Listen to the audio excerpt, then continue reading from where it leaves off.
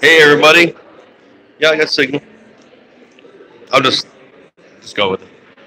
We're at the state house for a legalization bill that's hardly legalization and hardly freedom.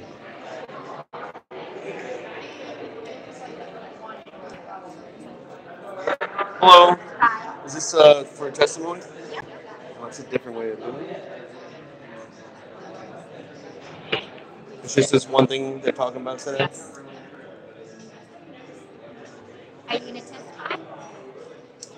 How long do you think it would be a wait at this point?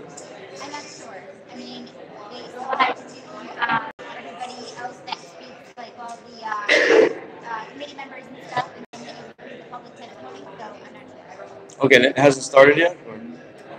Ah, okay. Thank you very much. Sure, I'll do it. I don't think it's very long. Assuming this is combined, you'll have another sheet. Is that it so far?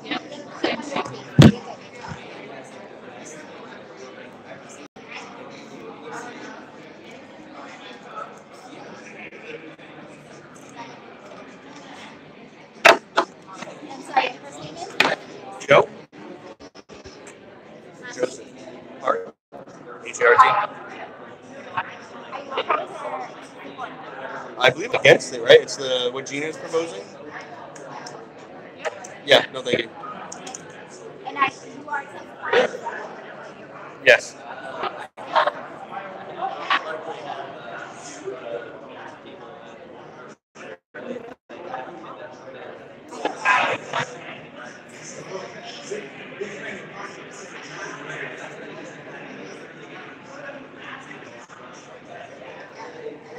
Thank you. Hey guys, this is a hearing for a legalization bill that the governor produced, and it's hardly legalization. It's more tyranny and support for big corporations, making it hard on the little guy. Basically, it's going to eliminate home growing.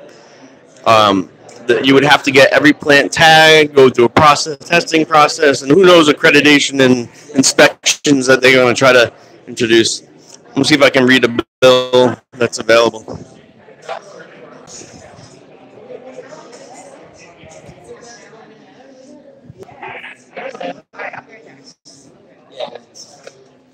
Sorry.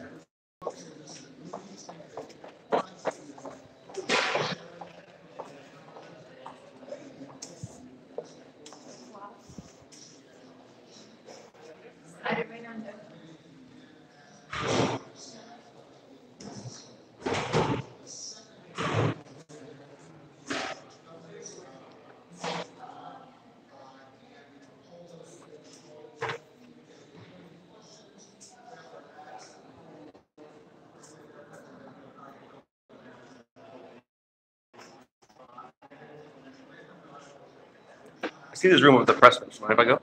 Yeah, just try not to stand just because. No, I don't. I said. Yeah, if I you, put it. if you can sit, just Yeah. there's just a lot of people standing. No, Better absolutely. for your video Thank you. if you sit. Yeah. Yeah, I'm good. Yeah. Thank you.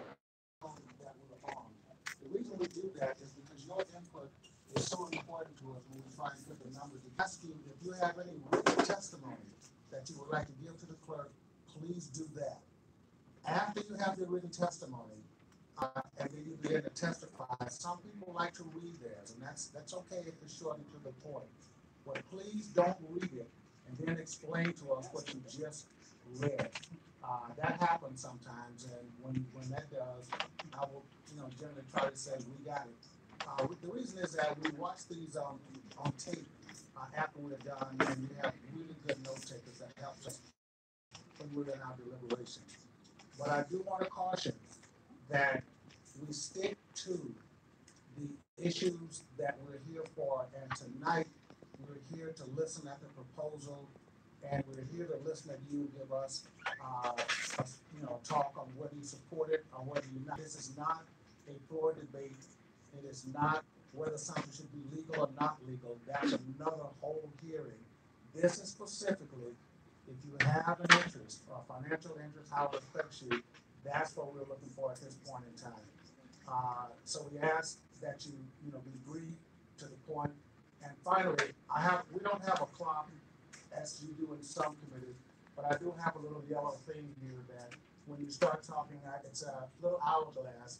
I turn it upside down. After that's done, that runs for 2 or 3 minutes or so. It helps me give you a little nod that we need to go on so that your neighbors who are sitting next to you will have an opportunity to speak also. We want to give everybody who's in the room now and those who may be on the outside a chance to speak, and we do it in an expeditious way. I think we follow those ground rules, we'll have a great year. And I'm the arbiter who sits and makes sure that not only do you, but also my committee remain on task. And when we do that, we all learn something. So, having said that, Sharon, let's go to work. Thank you, Chairman, members of the committee. You have one article before you. It does many things, and we've tried to summarize those many things into the slides before you with the appropriate historical background and any salient points. We think it is by no means everything there is to say on this article or in detail possible, but I'm sure you will explore those as we go along. But it tries to outline for you the major things the article does and some things that you want to be aware of. As you know, Article 20 has several changes to the current hemp and medical marijuana programs. It establishes an adult use program, the tax and all the tax regime and sales taxes that would go along with that. And then there's a regulatory section regarding those proposals. So we're going to start by giving you just a little bit of terminology backgrounds because there are loads of definitions in the over 100 pages of legislation before you. So cannabis includes both hemp and marijuana. As you can see on this slide, the difference, one of the primary differences is the amount of THC, which is a psychotropic factor. And currently hemp is as limited legality nationally and is regulated, and of course you know that medical marijuana is allowed in Rhode Island, not federally. So those terms are used throughout the legislation, so we just tried to encapsulate what goes under what, what's included in what, and the major differences there. So we're going to start with beginning the article which deals with the Industrial Hemp Act. DPR is the primary regulatory authority in assistance with DEM's Division of Agriculture, regulated in 2016 through legislation by the Assembly that permits growth and production as part of a research or pilot program. This is widely authorized across the states. That law established some licenses for growers and handlers and an application fee. The regulations were not actually promulgated to be effective until just last October. There was some implementation delays around lack of certified testing facilities, so some of the changes you made in the last legislation helped move that along. What Article 20 does relative to this area is it permits the production of hemp-derived CBD consumable products. It establishes some new licenses for both distributors and retailers. The current licensees may not distribute and sell. They could get a new license at no additional cost. And then it establishes, who's the regulatory authority, DDR, and taxation. And there's formal establishment of a restricted receipt account for the activities around this. You also notice that we handed out, along with our presentation, basically a resubmittal of Article 20. That is an amendment requested by the governor March 13th. And what they've done for you is shade all the changed language.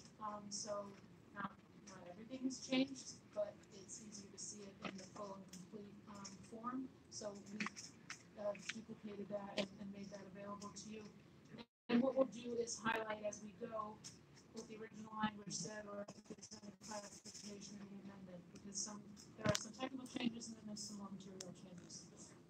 So with respect to that amendment, it clarifies that the consumable products are subject to existing food processing and safety regulation.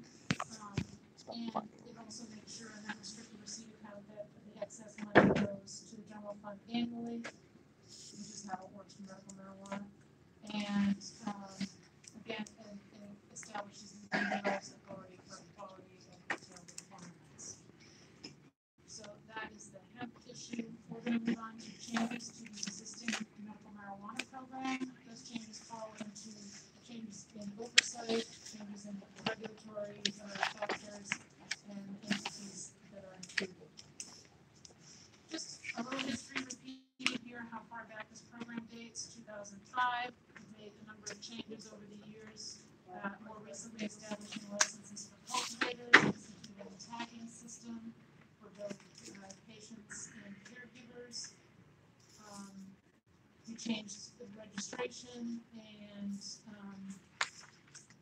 you beefed up the regulatory function as well. And in the last session, there was expanded access authorized, whereby nurses, physicians, assistants were allowed to write program referrals, and you also allowed out-of-state cardholders to purchase food compassion centers. There were also legal protections for testing facilities established, as I mentioned when we went over the hemp section, and then there was an increase in the compassion center renewal fees. This was not all the changes that had been proposed by the governor last year. It was really just a small part of those changes.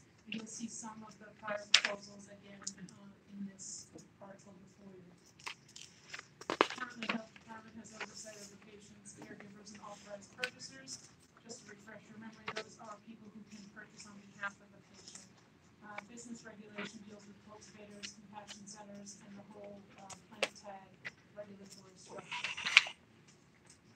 Just looking at the recent history of participation in the program, it has grown quite substantially in the past 10 years.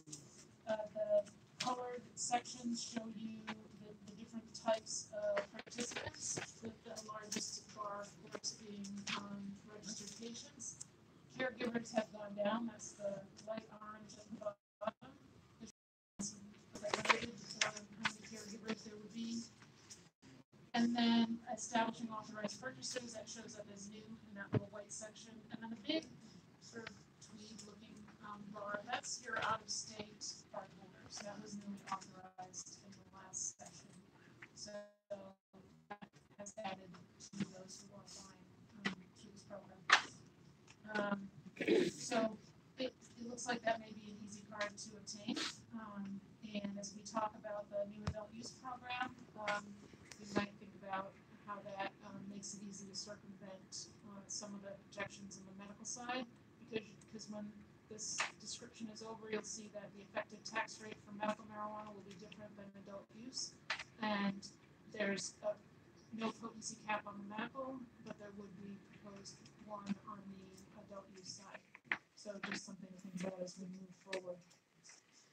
As you know, current law allows Connecticut and Massachusetts physicians to do referrals to the medical program. There's about almost 30% of total patients get their referrals from out-of-state doctors. Last year when we talked about this, because it was proposed to be repealed, there were about 40% of patients. So it could have something to do with the proliferation of out-of-state cardholders. The amendment before you, this was not part of the original article, but does ask again to rescind the authority for Massachusetts and Connecticut physicians to do referrals to the program. Last year, the testimony was that out-of-state physicians are not subject to local Department of Health oversight and accountability, and that was the reason it was being proposed. So, caregiver, and that caregiver can grow, self-grow for